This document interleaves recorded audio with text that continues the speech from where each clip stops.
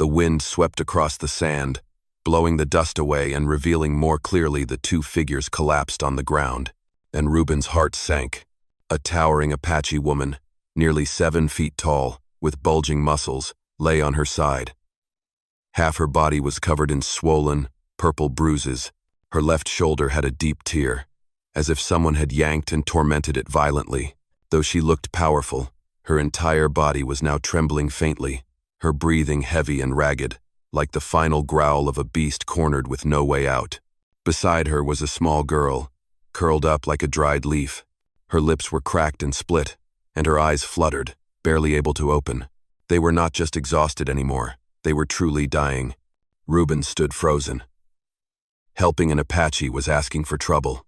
If the patrol found out, he could be hanged for harboring savages. But when he looked at the large body shaking in pain and the child gasping for air, he knew. If he did not help, both of them would surely die. Without a moment's hesitation, Reuben dropped to his knees. He lifted the little girl first. She was light as air. She let out a faint moan, so weak it tightened something deep in Reuben's chest. Then he turned to the mother. Her body was as heavy as a fallen tree, but Reuben gritted his teeth, slipped his arms under her shoulders, and hoisted her onto the wagon. Every wound on her body seemed to tell a cruel story he dared not imagine. "Hold on, I am taking you both home," he whispered. And in that desert, blazing hot like a furnace, Reuben had no idea he was about to step into the greatest turning point of his life. Reuben almost had to shoulder the door open. The 2 water barrels, a dying child, and Nakana's massive frame weighed down the small wagon so heavily that every step had become a burden. He laid Tala on the bed first. The little girl burned like a coal. Her lips were turning blue. Just 1 more hour, and she might not have made it. Reuben dashed back and forth like a man gone mad. Boiling water, preparing cold towels, grinding healing herbs, scooping water into a tin can, and letting tiny drops trickle between the girl's lips. Tala's breathing came in short, broken gasps. At times, her chest would stop for a beat, and Reuben's blood would run cold. He had once watched his wife die from fever, and every time Tala's small body convulsed, it felt like a fresh wound tearing open in his heart. In the corner of the room, Nakana lay stretched out on the floor, her breath heavy like rolling stones. Despite her enormous, powerful body, the torn bruises covering her made it nearly impossible for her to move. But those deep black eyes never left Reuben. She said nothing. She only watched, and endured the pain in silence. On the first night, Tala mumbled in a feverish haze, calling out for her mother. On the second night, the convulsions began, and her breath came in sharper, more fragile fragments. Reuben did not sleep a single second. Every time Tala trembled violently, he held her close, keeping that tiny body from hurting itself. On the third night, desert winds howled through the cracks in the door. The fire in the stove flickered, threatening to die. Finally, Tala's breathing began to steady. Her fever dropped, slowly. When Reuben laid his hand on her forehead and felt the warmth recede, he let out a long, trembling sigh. It was then that Nakana pushed herself up. Her body shook with pain, but she forced herself to stand. Her shadow filled nearly half the room. Reuben looked up and saw those eyes deep, warm, and holding something impossible to name locked on him.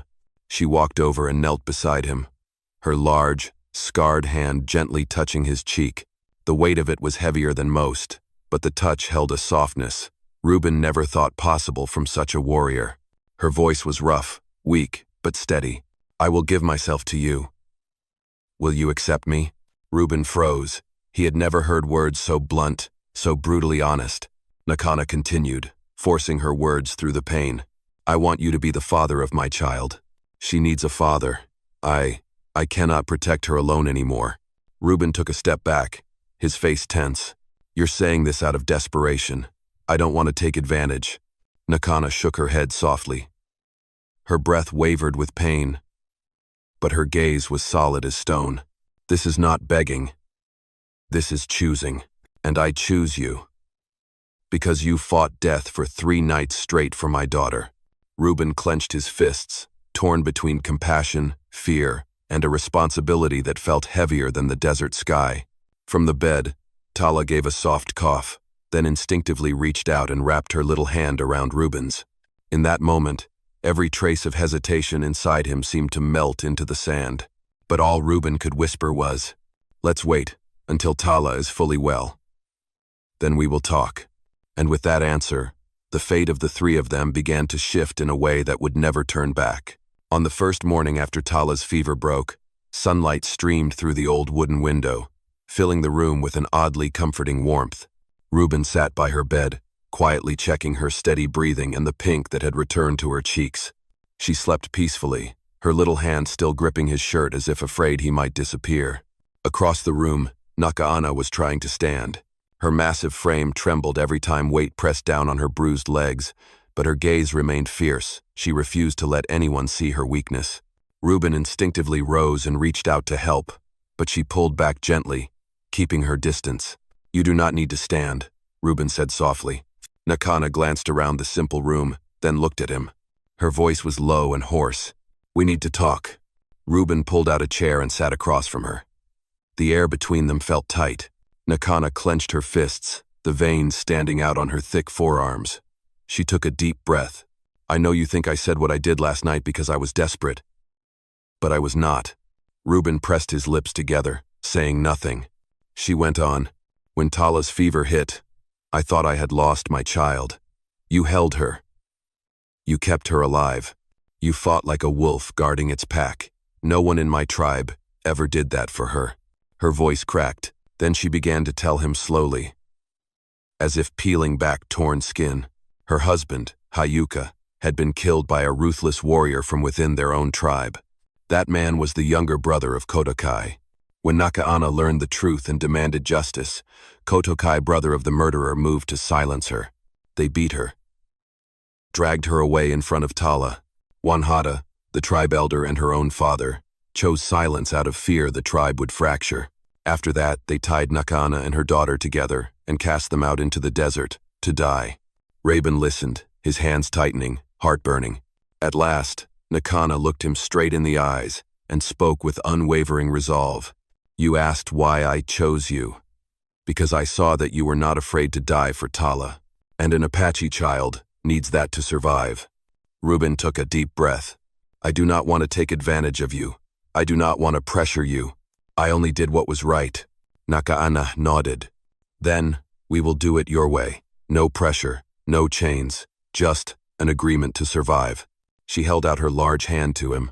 "You protect Tala, protect me, and in return, I will do my part. Work, strength, and stand beside you when danger comes." Reuben looked at that hand, scarred, worn, strong, and placed his own in it. In that moment, an agreement was sealed. No ink, no vows, just two people of different blood, different pasts, bound by one purpose, to keep that little girl alive. Tala stirred in her sleep and whispered "Pa" in a dreamlike voice.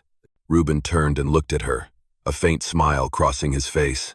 He did not know that in just a few days, this fragile agreement would be tested by the shadow of Kotokai, and by Nakana's entire tribe.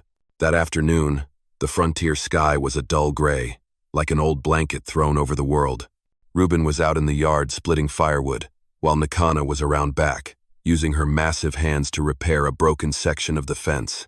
Tala sat on the porch steps, holding the crude wooden doll Reuben had just whittled for her, humming a soft tune from an Apache lullaby her mother used to sing. Then came the sound of hooves breaking the silence. First one, then two, then four. Steady, unhurried, but full of intent. Reuben stopped mid-swing. A chill ran down his spine. He looked up and saw 4 figures emerging from the red dust. 3 Apache warriors and a 4th in front, tall, broad-shouldered, sitting on his horse like a man born to command. Kotokai. Even though they had never met, Reuben knew instantly. Tala sensed the danger first. She immediately ran toward her mother, clutching Nakaana's leg. The giant woman froze, her hand tightening around a wooden beam so hard it creaked under the pressure. "Go inside, Tala," Reuben said softly, without turning around. But Tala did not move. Nakaana gently rested her hand on her daughter's head, as if anchoring her there, then stepped forward, slightly behind Reuben's shoulder. When the riders were about 20 paces from the house, Kotokai pulled the reins. His horse reared slightly, snorting foam.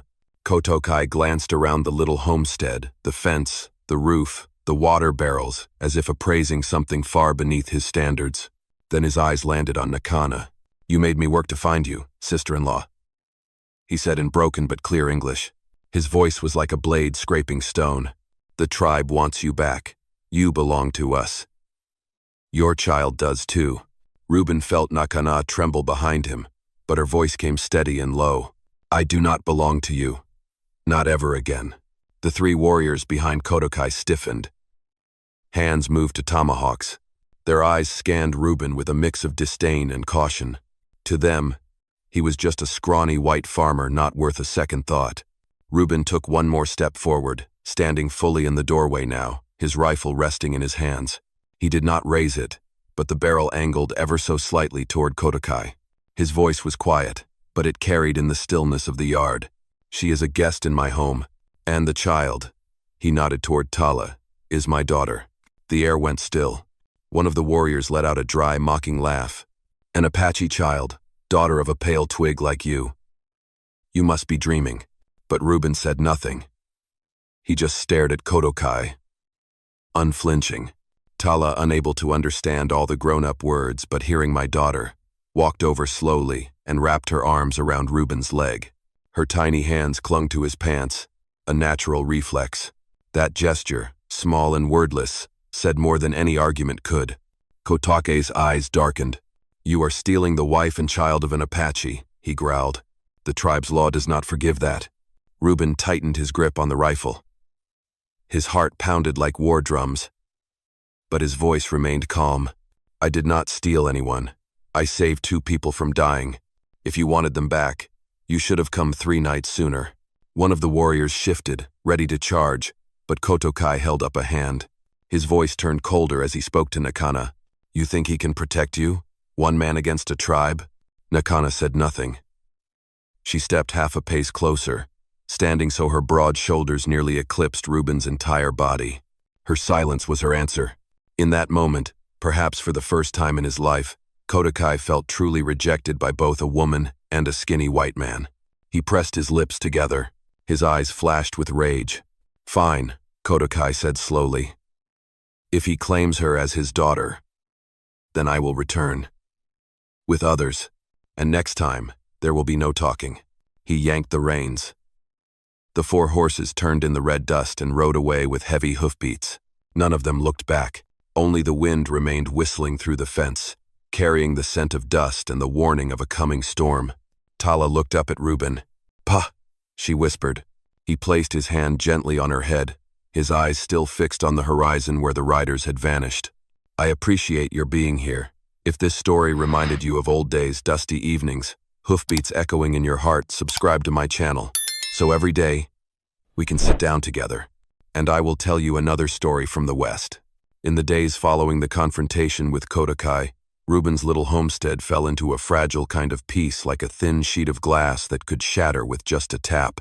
But sometimes, even that kind of delicate peace is enough to make a man feel alive again. Tala recovered with surprising speed.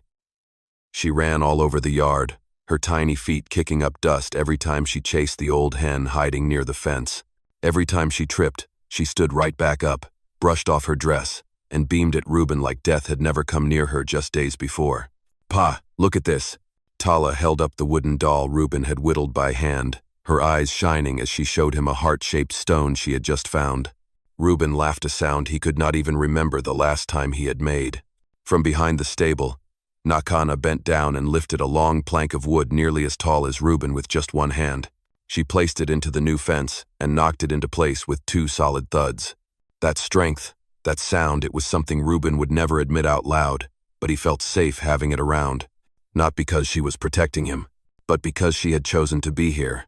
Even though her wounds still ached, Nakana kept working hard, cutting feed, patching the roof, fixing the stable door. Reuben tried more than once to stop her, but she would only give him a simple look and say, "I'm holding up my part of the deal." In the afternoons, they sat together on the porch. Reuben carved more toys for Tala. Nakana sat beside him, silent but not distant. The wind played through her long black hair, carrying the scent of wood smoke and warm dust into the glowing red sky of sunset. Tala crouched low, drawing circles in the dirt, then looked up and asked, "Pa, Mama, is this place home?" Reuben froze, while Nakaana lowered her head slightly, her eyes suddenly soft like water. "Just for now," Reuben said quietly, trying to keep his voice steady. But Tala frowned, looking at him as if she did not quite understand. "And Nakaana?" She looked at him a moment longer than she needed to. That night, while Reuben was fixing the stable door, he caught sight of Nakaana standing on the porch, staring into the darkness. Her enormous frame stood bold under the moonlight, her broad shoulders filling the doorway. "Are you worried they'll come back?" Reuben asked. "No. I am certain they will," Nakaana answered without hesitation. Then she turned to him. "You know I cannot run anymore. If they take me, there will be no one left to protect Tala." Reuben tightened the rope in his hand. "I will protect her." Nakaana looked at him for a long time. The deep black in her eyes no longer held the guarded distance of those first days. Now there was trust, and something else, something gentler, harder to name. "I know," she said, her voice low, like the echo of a distant drum. "And that's the only thing that lets me sleep." Far off, in the night, the howl of a wolf stretched across the land. Nakaana looked toward it, then spoke in a whisper, like a prophecy. "Peace will not last long, Reuben." And he knew she was right, because at any moment, not far from here, Kotokai could be gathering men, sharpening blades, and waiting for the blackest night to return. But this time, Reuben had chosen his side, and he would not back down. That morning, the air was strangely still. The crows were silent. The wind did not blow. Reuben was tying a bundle of hay when Nakaana suddenly stopped, tilting her head ears sharp like the warrior born of mountain and forest she was. "Reuben." Her voice was low, taut like a bowstring. He heard it right after. Hoofbeats, steady, slow, but heavy, like a funeral drum. Not 3. Not 4. Many. Tala ran into the yard, but Nakaana immediately stretched out one powerful arm, blocking her. Within minutes, 7 Apache warriors appeared beyond the fence. They did not shout. They did not raise weapons to the sky. They just stood, watching silently, but each gaze felt like a cold blade pressed to the throat. In the center of them was a man with silver, streaked ash-gray hair, shoulders draped in a reddish, brown deerskin cloak. Elder Wanhata, Nakaana's father. His face was lined with deep wrinkles, but his eyes were sharp as spear points. There was no anger in them, only authority.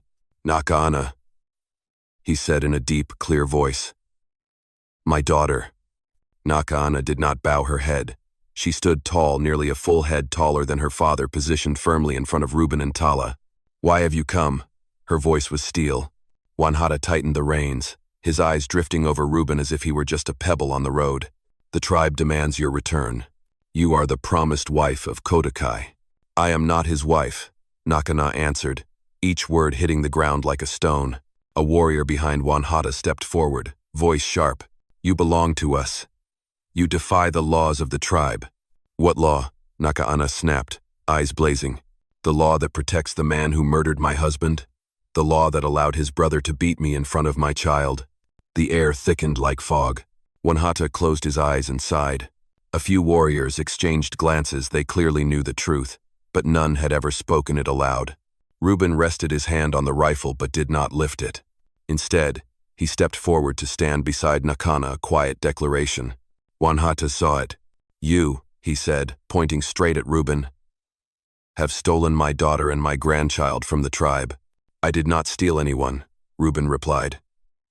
"When I found them, they were nearly dead." A warrior barked.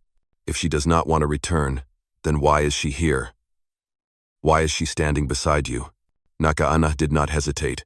She stepped forward half a pace, unfastened part of her deerskin top, and revealed long, bruised scars, welts from whips, rope burns, bruises so deep the flesh had turned black.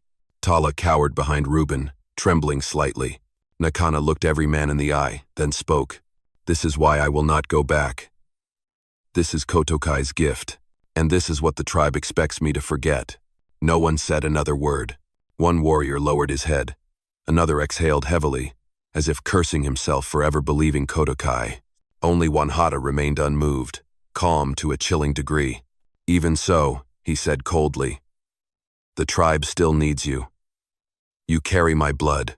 You are our strongest woman warrior." Nakana clenched her fists. Her voice was low and resolute. "I will not return. Not while the man who killed Hayuka walks free.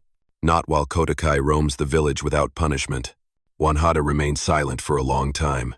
Ruben could feel Tala gripping his pant leg tighter, as if sensing something terrible was about to happen. At last, the elder lifted his head and declared, "Then we will take you back whether you agree or not." 6 warriors moved in unison, hands landing on their weapons. Nakana and Ruben stepped forward, standing shoulder to shoulder. In that moment, no one in the yard could see the line between Apache and white man anymore, only a mother, a man, and a child standing against a tribe ready to use force to reclaim what they believed was theirs. The war of words was over. The shadow of violence had truly fallen upon the homestead. The air on the homestead cracked like dry wood meeting flame. 6 Apache warriors stood in a half-circle, hands resting on tomahawk handles and short bows slung across their backs. Elder Wanhata remained mounted on his horse, his gaze cold and heavy, as if every choice had already been made long before. Ruben knew one wrong move, one quick breath and blood would spill. Behind him, Tala began to cry softly, but Nakana placed her large hand gently on the girl's head, holding her still. Ruben could hear the trembling breath of the child, each sound a blade keeping him sharp in the eye of the storm. Wanhata spoke, his voice deep and cold like stone at the bottom of a lake. "Nakana, you have no right to defy the tribe. You have no right to choose this white man over your own blood." Nakana stepped forward, her shadow nearly blocking all the light ahead of Ruben. "I did not choose him over the tribe," she said, her voice like a war drum. "I chose the truth. I chose Tala." The warrior to the left growled, "Truth? Your husband died in battle." "No one did anything," Nakana growled back, her voice low and thunderous. "My husband was killed from behind, and the one who did it was Kotokai's brother, and every one of you knows it." Several gazes faltered. One warrior shivered, his eyes darting away. Wanhata closed his eyes, as if hearing an old song he did not wish to face again. The past should not be reopened. To protect the tribe's unity, you must return. Ruben stepped forward. For the first time, he stood between 2 laws, 2 worlds, and had to choose where he belonged. He spoke slowly, every word clear. "She's not going back. The person you want to drag away is a mother. And that little girl," he pointed at Tala, "has no one else but her and me." A warrior scoffed. "You think you can protect them, white man? You, alone, against us?" Ruben said nothing. He simply raised his rifle without shaking, as if it were the most natural thing in the world. Nakana glanced at him. In her eyes, for the first time, there was something new. Respect. And maybe a hint of pride. One brash warrior stepped forward, drawing his tomahawk. But before he could move again, Ruben spoke, his voice sharp, like a blade honed through sleepless nights. "If you want to take her, you'll have to step over my body." Tala let out a sob. Nakana clutched her daughter's hand tighter. Those words froze the entire yard. Wanhata stared at Ruben for a long time, so long that Ruben could hear his own heartbeat, and the warm breath of Tala behind him. At last, the elder spoke. "You think you can change our laws?" Ruben did not back down an inch. "I'm not changing anything. I'm just protecting my home." The word home made Nakana flinch just slightly, as if it touched something deep inside her. Something she had been trying to hold together ever since she was cast into the desert. Wanhata slowly raised a hand. A small gesture, but the 6 warriors stopped. Not a single one moved forward. The wind blew, carrying the dry whisper of dust, stretching the silence until it hurt to breathe. Then the elder spoke, heavily but clearly. "If my daughter will not climb onto the horse herself, then I will not take her by force. Not in front of this child." He glanced at Tala for the first time. There was a flicker of softness in his eyes. "But I will return. The law has not changed." He pulled the reins. The 7 warriors turned and rode away from the fence. But before they vanished into the distance, Wanhata looked back, his eyes locked on Reuben through the red dust, and said, "Today, you win because I would not have a child see blood. But next time, you will need more than courage to survive." The horses galloped off, leaving the yard buried in a silence heavy as iron. Tala clung to Reuben's leg. Nakana looked at him for a long moment, then softly said, "You've stepped onto a road with no way back." Reuben answered, voice low and firm, "Then I'll walk it to the end for you and Tala." And for the first time, Nakana bowed her head to a man.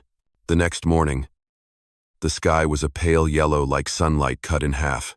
A cold wind swept through, signaling that something was coming. Reuben had been up since early.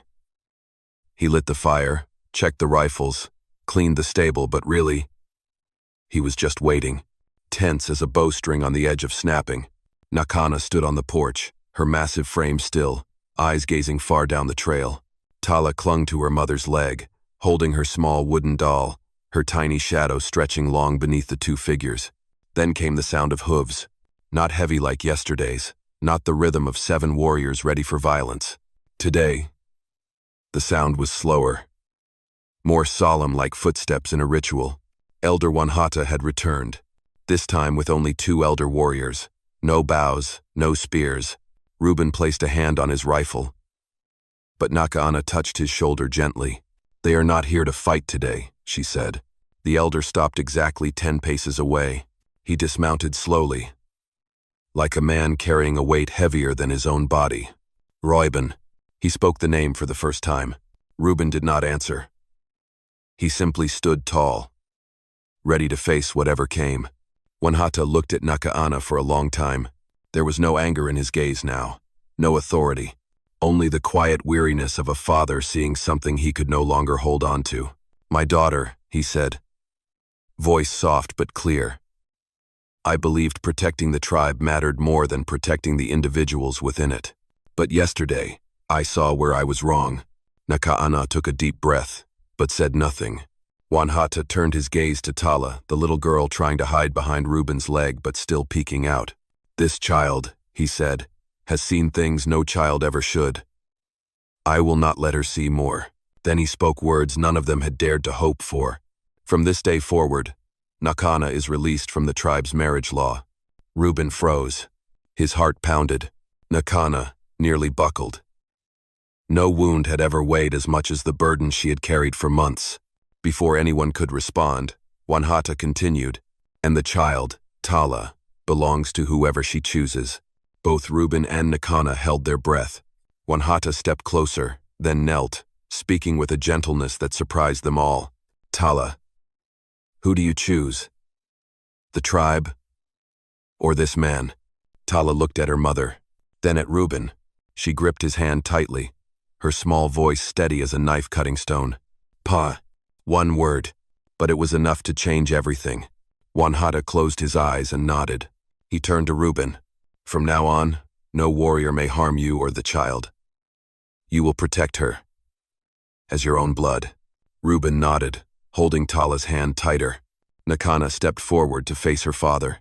They stood in silence for a long moment. At last, Wanhata spoke, nearly in a whisper. "I've lost a daughter who was once a warrior, but maybe I now see a mother, stronger than any warrior I have ever known." Nakana said nothing. She only bowed deeply before him, a gesture Reuben had never seen her make before. Then the elder climbed back onto his horse. Before riding off, he spoke one final time, casting his words into the wind like both a blessing and a warning. "Live in a way that honors the choice you made." The group disappeared over the hill. Tala ran into the middle of the yard, arms wide open, calling, "Home!" Nakana walked up beside Reuben. She placed her large, scarred hand on his cheek just like that first time. But now there was no desperation, only a true choice. "Yes," she said, her voice low and warm. "This is our home, and on that wild frontier, 3 people of different blood. My friend, out in that harsh borderland, it is not blood that makes a family but choice." Reuben, a poor farmer, stood tall between 2 worlds to protect a woman left behind and a child who had nearly lost everything. And Nakana, even after betrayal, found the courage to trust the kindness of a stranger. They did not find each other by fate, but by a shared refusal to walk into darkness. They chose light, and they chose each other. It has been an honor to share this story with you, dear listeners of Wild West Storytelling. Wherever you are, I wish you peace and happiness. I love you all. Let me know what you thought of this story. Drop a comment below. Press 1 if you enjoyed this tale. And do not forget to subscribe to the channel, so you will not miss the next dramatic tale from the Wild West.